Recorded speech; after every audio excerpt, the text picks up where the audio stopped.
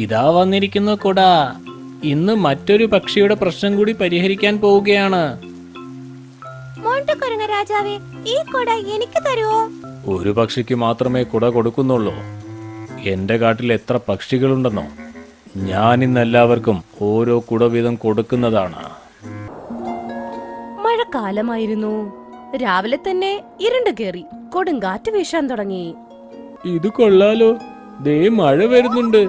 ഇനി നല്ല രസമായിരിക്കും. രാമു ആന, കുറുക്കൻ, കഴുതപ്പുലി, മോട്ടുകുരങ്ങൻ, കറുത്ത കരടി, സേബ്ര എല്ലാരും സന്തോഷത്തിലായിരുന്നു. അതേസമയം ആകാശം ഇരുണ്ട് കേറി മഴ പെയ്യാൻ തുടങ്ങി. ആഹാ, എന്ത് തണുത്ത വെള്ളമാണ്! ഒരു വശത്ത് മഴ നന്നായി ആസ്വദിക്കുന്ന ഒരു കൂട്ടം, എന്നാൽ അപ്പുറത്തെ വശത്ത് കിളികൾ കഷ്ടപ്പെടുന്നു. ടീനു കിളി അവളുടെ കുഞ്ഞിന്റെ കൂടെ സുഖമായി ഉറങ്ങുകയായിരുന്നു. അപ്പോഴേക്കും കിളിക്കൂട്ടിൽ വെള്ളം വീഴാൻ തുടങ്ങി. അയ്യോ, രാവിലെ തന്നെ ഇത്രയും വെള്ളം ഇടുന്ന! അവര് രണ്ടുപേര് എണീറ്റ് നോക്കിയപ്പോ മഴ പെയ്യുന്നു. ഷോ, നല്ല മഴയാണല്ലോ! എന്റെ കിളിക്കൂടിൽ നല്ല രീതിയിൽ മഴവെള്ളം നിറയുന്നു.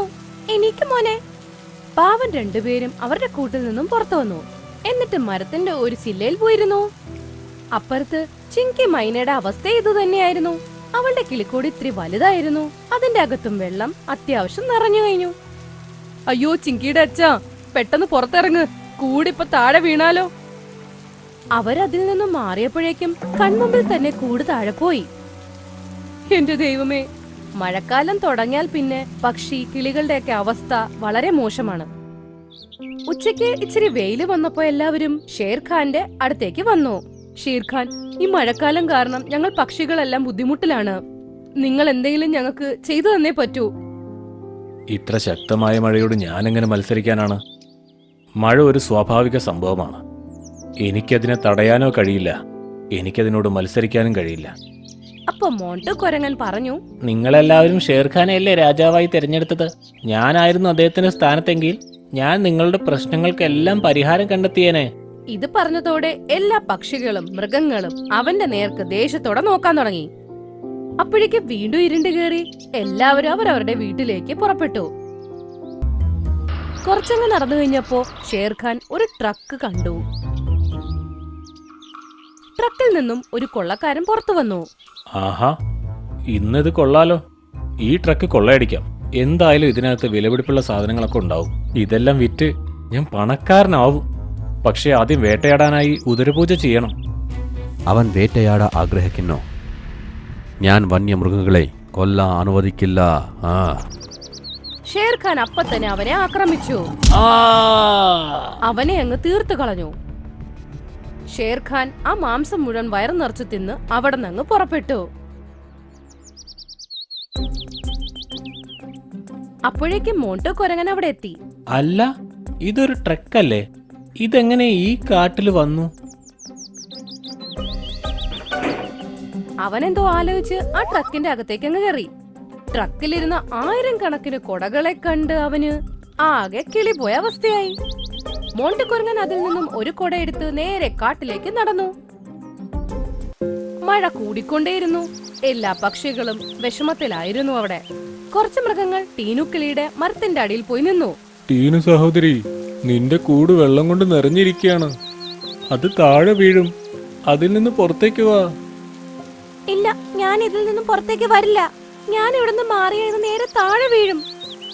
അപ്പോഴേക്കും മോണ്ടുകുരങ്ങൻ അവിടെ വന്നിട്ട് പറഞ്ഞു, നിങ്ങൾ വിഷമിക്കേണ്ട ഒരു കാര്യവുമില്ല. മോട്ടുകുരങ്ങ് വന്നിട്ടുണ്ടല്ലോ. ഈ മഴയ്ക്ക് എന്റെ കാട്ടിലെ ഒരു പക്ഷികളെയും ഒന്നും ചെയ്യാനാവില്ല. മോണ്ടുകുരങ്ങൻ ആ കൊട തുറന്ന് ടീനുക്കിളിയുടെ കിളിക്കൂടിലങ്ങ് വെച്ചു. ഒരു തുള്ളി വെള്ളം പോലും അതിന്റെ അകത്ത് കേറുന്നില്ല. പതിയെ പതിയെ വെള്ളം കിളിക്കൂടിൽ നിന്നും പോവാൻ തുടങ്ങി. ഇത് കണ്ട് എല്ലാവർക്കും സന്തോഷമായി. ഇത് കൊള്ളാലോ മോണ്ടുകുരങ്ങ, ഇത് എന്ത് മായജലോ നീ ചെയ്തേക്കുന്നത്? ഈ സാധനം മഴവെള്ളത്തിനെ മുഴായിട്ട് തടഞ്ഞല്ലോ. ഈ വസ്തുവിനെ കൊടയെന്നാ പറയുന്നത്. എന്റെ കാട്ടിലെ പക്ഷികളെ രക്ഷിക്കാൻ വേണ്ടി മാത്രമാണ് ഞാൻ ഈ മാന്ത്രിക വിദ്യ പഠിച്ചത്. ഞാൻ എന്റെ മാന്ത്രിക വിദ്യ ഉപയോഗിച്ച് എല്ലാ ദിവസവും കുട കൊണ്ടുവരാം. ഈ കുട ഒന്നൊന്നായി എല്ലാ പക്ഷികളുടെയും കൂടിന് മുകളിൽ വെക്കുന്നതാണ്. മോട്ടുകുരങ്ങേ, ഞങ്ങൾക്ക് തെറ്റിപ്പോയി. സത്യത്തിൽ നീ മഴയെപ്പോലും നാണിച്ച് തല താഴ്ത്തിച്ചു. നിന്നെ ഞങ്ങളുടെ രാജാവാക്കിയാൽ മതിയെന്നായിരുന്നു ഇപ്പൊ തോന്നുന്നത്. മോട്ടുകുരങ്ങ് വിജയിക്കട്ടെ. അപ്പോഴേക്കും അവിടെ ഷേർഖാനും വന്നെത്തി. എന്തൊക്കെയാ അവിടെ നടക്കുന്നത്? ഷേർഖാൻ കണ്ടില്ലേ, മോട്ടുകുരങ്ങ് സ്വന്തം ജാലവിദ്യ ഉപയോഗിച്ച് ഒരു കൊടയുണ്ടാക്കിയിരിക്കുന്നു. ഇപ്പൊ പ്രശ്നങ്ങളെല്ലാം മാറിയിരിക്കുകയാണ്. അങ്ങിങ്ങനെ ചെയ്യുന്നതിനെ കുറിച്ച് ചിന്തിച്ചിട്ട് പോലുമില്ലല്ലോ. മന്ത്രവിദ്യ ഉപയോഗിച്ച് കുടയുണ്ടാക്കിയെന്നോ? ഷേർഖാൻ ആ കൊട കണ്ട് മനസ്സിലായിരുന്നു മോണ്ടു കുരങ്ങൻ ആൾക്കാരെ വെറുതെ പറ്റിക്കുകയാണെന്ന്. പക്ഷേ അവൻ പക്ഷികളുടെ ബുദ്ധിമുട്ട് മാറ്റുകയായിരുന്നു. അതുകൊണ്ട് അവൻ ഒന്നും മിണ്ടിയില്ല. എല്ലാ മൃഗങ്ങളും പക്ഷികളും ഇപ്പോ മോണ്ടു കുരങ്ങനെ ആദരിക്കാൻ തുടങ്ങി. ദിവസവും മുഴുവനും അവനെ നോക്കാൻ തുടങ്ങി. വൈകുന്നേരം സമയമായപ്പോ അവന്റെ മുമ്പിൽ എല്ലാവരും വന്നു കാര്യം പറഞ്ഞു. മോണ്ടു കുരങ്ങ, ഇന്ന് രാത്രി മാന്ത്രികം വെച്ച് ഒരു കൊട ഉണ്ടാക്കുമല്ലോ. ആ കുട എനിക്ക് തരണം കേട്ടോ. എന്റെ കൂട് ആകെ മഴ കാരണം തകർന്നിരിക്കുകയാണ്. തീർച്ചയായും, ഞാൻ രാവിലെ തന്നെ നിങ്ങളുടെ പ്രശ്നങ്ങളൊക്കെ പരിഹരിച്ചു തരാം. കൃത്യസമയം രാത്രി 12 മണിക്ക് ട്രക്കിന്റെ അടുത്തേക്ക് മോണ്ടു കുരങ്ങൻ വന്നു. അതിൽ നിന്നും ഒരു കൊട എടുത്തോണ്ട് പോയി. രാവിലെ ആയപ്പോ മഴ തുടങ്ങി. നേരെ മൈനയുടെ കൂട്ടിലേക്ക് പോയി. കൂടിന്റെ മുകളിലായിട്ട് കൊട അങ്ങ് വെച്ചു കൊടുത്തു. മോണ്ടു കുരങ്ങൻ രാജാവ് വിജയിക്കട്ടെ, മോണ്ടു കുരങ്ങൻ രാജാവ് വിജയിക്കട്ടെ, മോണ്ടു കുരങ്ങൻ രാജാവ് വിജയിക്കട്ടെ, മോട്ടുകുരങ്ങ് രാജാവ് വിജയിക്കട്ടെ. ഷേർഖാൻ ഈ കാഴ്ചകളൊക്കെ അവിടെ നിന്ന് കണ്ടോണ്ടിരുന്നു. ഇത്രയധികം പക്ഷികൾ പ്രശ്നത്തിലാണ്. അവൻ ഒറ്റ രാത്രി കൊണ്ട് ഒരു കുട മാത്രം കൊണ്ടുവരുന്നു. അത് നോക്കിയിട്ട് തന്നെ കാര്യം. എന്ത് മാന്ത്രിക വിദ്യ ഉപയോഗിച്ചാണ് ഇതൊക്കെ ചെയ്യുന്നതെന്ന്. അന്നേ ദിവസം രാത്രി ഷേർഖാൻ മോണ്ടു കുരങ്ങന്റെ പുറകെ പോയി. അങ്ങനെ ഷേർഖാനും മനസ്സിലായി മോട്ടു കുരങ്ങൻ ആ കുട എടുത്തോണ്ട് വന്നത് ട്രക്കിൽ നിന്നാണെന്ന്. ഇത് കണ്ട് ഷേർഖാൻ ചിരിക്കാൻ തുടങ്ങി. അടുത്ത ദിവസം രാവിലെ നല്ല മഴയത്ത് മോട്ടു കുരങ്ങൻ വീണ്ടും ഒരു കൊടയായിട്ട് നിൽക്കുകയായിരുന്നു.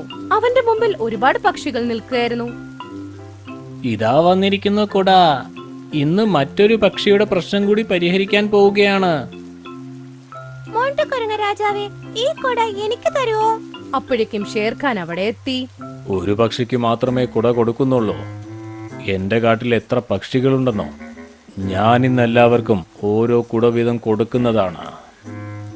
ഷേർഖാൻ, അങ്ങും മോട്ടുകുരങ്ങനെ പോലെ മാന്ത്രിക വിദ്യ പഠിച്ചുവോ? രാമുവാനെ, അടുത്തേക്ക് വരൂ. കുറച്ചു ദിവസം മുമ്പ് ഒരു കൊള്ളക്കാരനൊരു ട്രക്കുമായി കാട്ടിലേക്ക് വന്നു. അവൻ കാട്ടിലെ മൃഗങ്ങളെ വേട്ടയാടാനായി പുറത്തേക്ക് ഇറങ്ങി. ഞാൻ അവനെ അവിടെ വെച്ച് തന്നെ കൊന്നുകളഞ്ഞു. എന്നിട്ട് അവിടെ നിന്ന് പോയി. പക്ഷേ എനിക്കറിയില്ലായിരുന്നു ആ ട്രക്കിനകത്ത് നിറച്ചും കുടകളായിരുന്നു എന്ന്. പക്ഷേ അതേസമയം മോട്ടുകുരങ്ങ് അവിടേക്ക് വന്നു. ട്രക്കിൽ നിന്നും ഒരു കുടയെടുത്തു. എന്നിട്ട് ഇവിടെ വന്ന് ടീനുവിൻ്റെ കൂടിന് മുകളിൽ വെച്ചു. എന്നിട്ട് അവൻ കള്ളം പറഞ്ഞു ഈ കുട അവൻ മാന്ത്രിക വിദ്യ കൊണ്ടുണ്ടാക്കിയതാണെന്ന്. ദിവസവും അവൻ ഈ കുടയെടുക്കാനായി ട്രക്കിൻ്റെ അടുത്തേക്ക് പോവും. മോട്ടുകുരങ്ങേ, നിനക്ക് വേണമെങ്കിൽ ഒറ്റ ദിവസം കൊണ്ട് എല്ലാ പക്ഷികൾക്കും കുട കൊടുത്ത് പ്രശ്നം പരിഹരിക്കാമായിരുന്നില്ലേ? പക്ഷെ നീ ഞങ്ങളെയൊക്കെ പറ്റിക്കുകയായിരുന്നല്ലേ. ഈ ചെയ്തത് ഒരിക്കലും ശരിയായില്ല. നിനക്ക് എന്തായാലും ഇതിന് ശിക്ഷ ലഭിക്കണം. വേണ്ട. അപ്പോഴേക്കും കറുത്ത കരടി മാനും കൂടെ ചേർന്ന് മോണ്ടു കുരങ്ങന്റെ 2 കൈ പിടിച്ചു. അപ്പോഴേക്കും മുന്നിൽ നിന്നും കാണ്ടാമൃഗം ഓടി വന്ന് മോണ്ടു കുരങ്ങനെതിരായി ആ കാണ്ടാമൃഗം ഒരു ഇടിയിടിച്ചു. ആ ഇടിയിൽ ദൂരെ പോയി വീണു. ഷേർഖാൻ അങ്ങനെ എല്ലാ കിളികളുടെയും പക്ഷികളുടെയും കൂട്ടിലേക്ക് കൊട വെച്ചു കൊടുത്തു. അങ്ങനെ എല്ലാ വർഷത്തെ മഴ ആസ്വദിക്കാൻ എല്ലാവർക്കും സാധിച്ചു. അവരുടെ ബുദ്ധിമുട്ടും അപ്പാടെ മാറി. വളരെ വേഗം തന്നെ കഴിക്കുമല്ലോ. ഇത് കഴിച്ച് ജീവൻ രക്ഷിക്കേ. ബ്ലൂ ലൈൻ കാട്ടിനുള്ളിൽ സിംഹരാജൻ മൃഗങ്ങളെ വിളിച്ചതുകൊണ്ട് എല്ലാവരും സിംഹരാജന്റെ ഗുഹയിലേക്ക് വന്നു. ആ സമയത്ത് സിംഹരാജൻ കാണാൻ അദ്ദേഹത്തെ പോലെയുള്ള മറ്റൊരു സിംഹവുമായി നിൽക്കുകയായിരുന്നു. എന്റെ പ്രിയപ്പെട്ട കാട്ടുവാസികളെ, ഞാൻ കുറച്ച് ദിവസത്തേക്ക് എന്റെ സഹോദരനെ കാണാൻ വേണ്ടി പോവുകയാണ്. അതുവരെയും എന്റെ കൂട്ടുകാരൻ ഷേരു ഈ കാട് ഭരിക്കും. ശരി ഷേർഖാൻ, ഇന്നു മുതൽ അങ്ങ് വരുന്നത് വരെയും ഷേരുവിനെ ഈ കാട്ടിലെ രാജാവായി ഞങ്ങൾ സ്വീകരിച്ചോളാം. നിങ്ങൾക്ക് ഒരുപാട് നന്ദി. കുറച്ചു നേരം കഴിഞ്ഞപ്പോൾ സിംഹരാജൻ അവിടെ നിന്ന് പോയി. അതിനുശേഷം ഗുഹയ്ക്കുള്ളിൽ അദ്ദേഹത്തിന്റെ കൂട്ടുകാരനിരുന്നു. ഉച്ച സമയത്ത് മോട്ടു എന്ന കാണ്ടാമൃഗം വളരെ സന്തോഷവാനായിരുന്നതിനാൽ അങ്ങോട്ടും ഇങ്ങോട്ടും ഓടി എല്ലാം തട്ടിമറിച്ചുകൊണ്ടിരുന്നു. നദിയുടെ തീരത്തുള്ള ഒരു മരത്തിൽ ബുൾബുൾ കൂടുകെട്ടി താമസിച്ചിരുന്നു. ആ കൂടിനുള്ളിൽ ബുൾബുളിന്റെ കുഞ്ഞ് മിന്നുവുമാണ് ഉണ്ടായിരുന്നത്. അതിന്റെ ചിറകിന് നല്ല പരിക്കു പറ്റിയിരുന്നു. മരത്തെ എല്ലാം ഇടിച്ചിടുന്നത് എത്ര സന്തോഷമുള്ള കാര്യമാണ്. ഇന്നെന്നെ ആർക്കും തടുക്കാൻ കഴിയില്ല. അങ്ങനെ പറഞ്ഞ് അവസാനം ബുൾബുളിന്റെ ആ മരത്തിലും അവൻ ഇടിച്ചു. ഒറ്റയിടിയിൽ തന്നെ ആ കൂട് താഴെ വന്നു വീണു. കൂട്ടിലിരുന്ന ഡ്രാഗൺ ഫ്രൂട്ട് തൊട്ടടുത്ത നദിയിലെ വെള്ളത്തിലേക്ക് വീണു. മുന്നുവിന് വീണ്ടും പരിക്കുപറ്റി. നീ എന്താ ചെയ്തത്? അല്ല, എന്തുപറ്റി? എന്തിനാണിങ്ങനെ ഉച്ചത്തിൽ കരയുന്നത്? എന്റെ കുഞ്ഞിന് നേരത്തെ തന്നെ പരിക്ക് പറ്റിയിരുന്നു. നീ ചെയ്തതുകൊണ്ട് വീണ്ടും പരിക്ക് പറ്റി.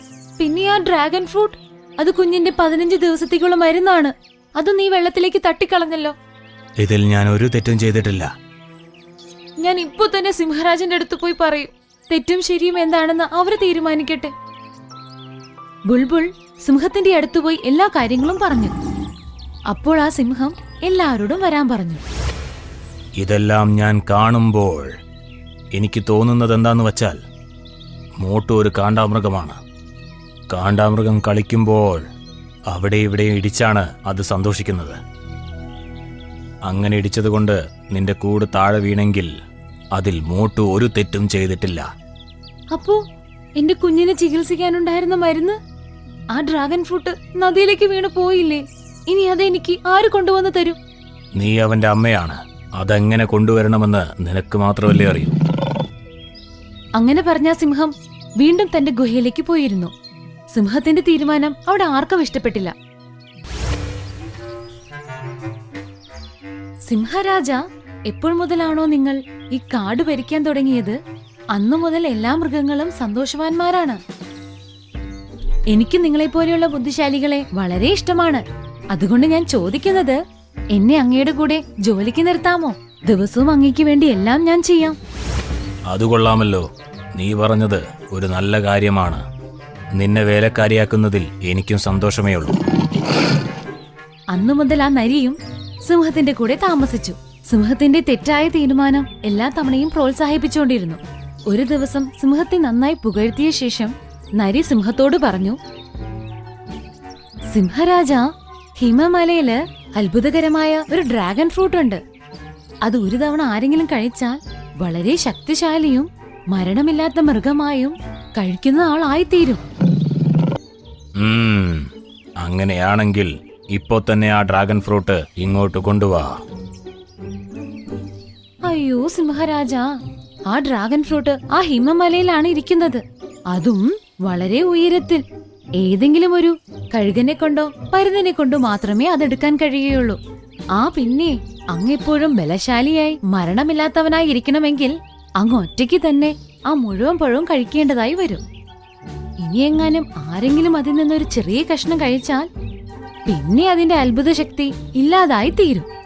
ശരി, ഇപ്പൊ തന്നെ ഗോൾഡിയോട് അതെടുത്തുകൊണ്ടുവരാൻ ഞാൻ പറയാം. അപ്പോഴാ സിംഹം ഗോൾഡി കഴുകനെ വിളിച്ച് ആ പഴം പെട്ടെന്ന് കൊണ്ടുവരാൻ പറഞ്ഞു. 2 ദിവസത്തിനകം ഗോൾഡി ആ ഡ്രാഗൺ ഫ്രൂട്ട് കൊണ്ടുവന്നു. ഇപ്പൊ ഞാനിത് കഴിക്കാൻ പോവുകയാണ്. ഇത് കഴിച്ച് ലോകത്തിലെ തന്നെ ഏറ്റവും വലിയ ശക്തിശാലിയായി ഞാൻ മാറും. സിംഹം ആ ഡ്രാഗൺ ഫ്രൂട്ട് കഴിക്കാനായിട്ട് മുന്നോട്ട് വന്നു. അപ്പോഴാ നരി കുതിച്ചു വന്ന് ആ ഡ്രാഗൺ ഫ്രൂട്ട് എടുത്തിട്ട് ഗുഹയ്ക്കുള്ളിൽ പോയി. നിൽക്ക്. സിംഹം അതിന്റെ പിന്നാലെ ഓടി. എന്നാൽ സിംഹത്തിന് നരിയെ കിട്ടിയില്ല. സിംഹം എത്ര തന്നെ തേടിയിട്ടും ആ നരിയെ കിട്ടിയതേയില്ല. ഈ അവസരം മുതലാക്കിയിട്ട് നരി അവിടെ നിന്നും ദൂരേക്ക് ഓടിപ്പോയി. മറുവശത്ത് മുന്നു തന്റെ അമ്മയുടെ കൂടെ ഇരുന്ന് കരയുകയായിരുന്നു. അമ്മ, നിങ്ങൾ കരയില്ലേ അമ്മേ? ഞാൻ ഇങ്ങനെ കരയാതിരിക്കും എന്റെ പൊന്നുമോനെ. സ്വന്തം കുഞ്ഞ് കണ്ണിന്റെ മുൻപിൽ മരണം കാത്തു കിടക്കുന്നത് കണ്ട് ഏതമ്മയ്ക്കാണ് മോനെ കരയാതിരിക്കാൻ കഴിയുക? അപ്പോഴാ നരി പെട്ടെന്ന് തന്നെ അങ്ങോട്ട് ഓടി വന്നു. അതാ ഡ്രാഗൺ ഫ്രൂട്ട് ബുൾബുളിന്റെ കൈ കൊടുത്തു. വളരെ വേഗം തന്നെ കഴിക്കുമുന്നു. ഇത് കഴിച്ച് ജീവൻ രക്ഷിക്കേ. അത് കേട്ട ബുൾബുൾ മുന്നുവിനെ പിടിച്ചെഴുന്നേൽപ്പിച്ച് അവിടെ ഇരുത്തി. അപ്പോ സിംഹവും അങ്ങോട്ട് വന്നോണ്ടിരിക്കുകയായിരുന്നു. വേണ്ട, എന്റെ ഡ്രാഗൺ ഫ്രൂട്ട് നിങ്ങൾ കഴിക്കാൻ പാടില്ല. നരി സിംഹത്തെ തടുത്ത് അങ്ങോട്ട് വരാതിരിക്കാൻ വേണ്ടി ശ്രമിച്ചു. അതേസമയം മുന്നു ആ ഡ്രാഗൺ ഫ്രൂട്ട് എടുത്ത് കഴിക്കാൻ തുടങ്ങി. വളരെ വേഗം തന്നെ അവന്റെ പരിക്കുകളെല്ലാം മാറി. അവൻ ആരോഗ്യവാനായി. മുന്നുവിന് വളരെ സന്തോഷമായി. ഇത് കണ്ട സിംഹത്തിന് ഒരുപാട് ദേഷ്യം വന്നു. നീ എന്നോട് വലിയ വിശ്വാസവഞ്ചനയാണ് കാണിച്ചത്. തീർച്ചയായും ഇതിന് നിനക്ക് ശിക്ഷ ലഭിച്ചിരിക്കും. സിംഹം എല്ലാ മൃഗങ്ങളെയും വിളിച്ചു വരുത്തി. പാവം നരിക്ക് ഒരുപാട് പരിക്കുകൾ ഉണ്ടായിരുന്നു. കൂടെ എല്ലാ മൃഗങ്ങളും ഉണ്ടായിരുന്നു. ഈ നരി ബുൾബുളിനെ സഹായിക്കാൻ വേണ്ടി എന്നെ പറ്റിച്ചിരിക്കുന്നു. സിംഹരാജ, ഞാനിതെല്ലാം ബുൾബുളിന്റെ കുഞ്ഞ് മുന്നുവിന്റെ ജീവൻ രക്ഷിക്കാൻ വേണ്ടിയാണ് ചെയ്തത്. ആ ഡ്രാഗൺ ഫ്രൂട്ട് അസുഖമുണ്ടെങ്കിൽ അത് കഴിച്ചാൽ മാത്രമേ ഭേദമാകൂ. അത് കഴിച്ചതുകൊണ്ട് ആർക്കും ഒരു ശക്തിയും ലഭിക്കില്ല രാജ. എന്നെ നീ വെറും വിഡ്ഢിയാക്കിയല്ലേ. ഇനി നിനക്കുള്ള ശിക്ഷ മരണം മാത്രമാണ്. അങ്ങനെ പറഞ്ഞ സിംഹരാജൻ നരിയുടെ മേലെ കുതിച്ചു ചാടി. നരിയെ കൊല്ലാൻ വേണ്ടി ശ്രമിച്ചുകൊണ്ടേയിരുന്നു. അപ്പോഴാ സിംഹം നരിയെ കൊല്ലാൻ വേണ്ടി പോവുകയായിരുന്നു. ആ നേരത്ത് യഥാർത്ഥ സിംഹരാജൻ അങ്ങോട്ട് വന്നു. എന്നിട്ട് മറ്റേ സിംഹത്തിന്റെ നേരെ കുതിച്ചു ചാടി. സിംഹരാജൻ, നിങ്ങൾ എന്താണ് ഈ ചെയ്യുന്നത്? നിന്നെക്കുറിച്ചെല്ലാം ബുൾബുളിനോട് പറഞ്ഞു. നിനക്കൊട്ടും തന്നെ ബുദ്ധിയില്ലെന്ന് നീ ചെയ്ത ഈ കാര്യങ്ങളെല്ലാം തെളിയിച്ചു തന്നു. മോട്ടു കാണ്ടാമൃഗം ഡ്രാഗൺ ഫ്രൂട്ട് ഇടിച്ചിട്ട് അത് നദിയിലേക്ക് വീഴ്ത്തി. അതിന് ശിക്ഷ കൊടുത്ത് ഡ്രാഗൺ ഫ്രൂട്ട് ബുൾബുളിന് തിരിച്ചു കൊടുക്കേണ്ടത് നിന്റെ ഉത്തരവാദിത്തമായിരുന്നു. എന്നാൽ നീ അങ്ങനെ ചെയ്തതേയില്ല. പിന്നെ നീ ആ ഡ്രാഗൺ ഫ്രൂട്ടിന് അത്ഭുത ശക്തിയുണ്ടെന്ന് അറിഞ്ഞപ്പോ, അത് നിന്നെ ശക്തിശാലിയും ചിരഞ്ജീവിയുമാക്കുമെന്നറിഞ്ഞപ്പോ നീ അത് കൊണ്ടുവരാൻ പറഞ്ഞു. ഇങ്ങനെയാണോ നീ മൃഗങ്ങളെ സേവിക്കേണ്ടത്? പക്ഷേ ഇവിടെ നിന്ന് വേഗം പോ, അല്ലെങ്കിൽ ഞാൻ എന്റെ സുഹൃത്താണെന്ന് പോലും നോക്കില്ല. അത് കേട്ട് സിംഹരാജന്റെ കൂട്ടുകാരൻ അവിടെ നിന്ന് ഓടിപ്പോയി.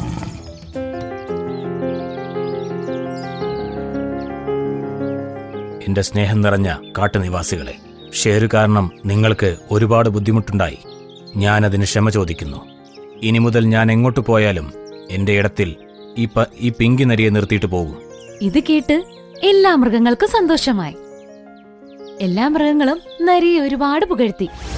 അതേസമയം മുന്നു വീണ്ടും ആ ഡ്രാഗൺ ഫ്രൂട്ട് കഴിച്ചതുകൊണ്ട് ഒരു പ്രശ്നവുമില്ലാതെ പൂർണ്ണ ആരോഗ്യവാനായി തീർന്നു.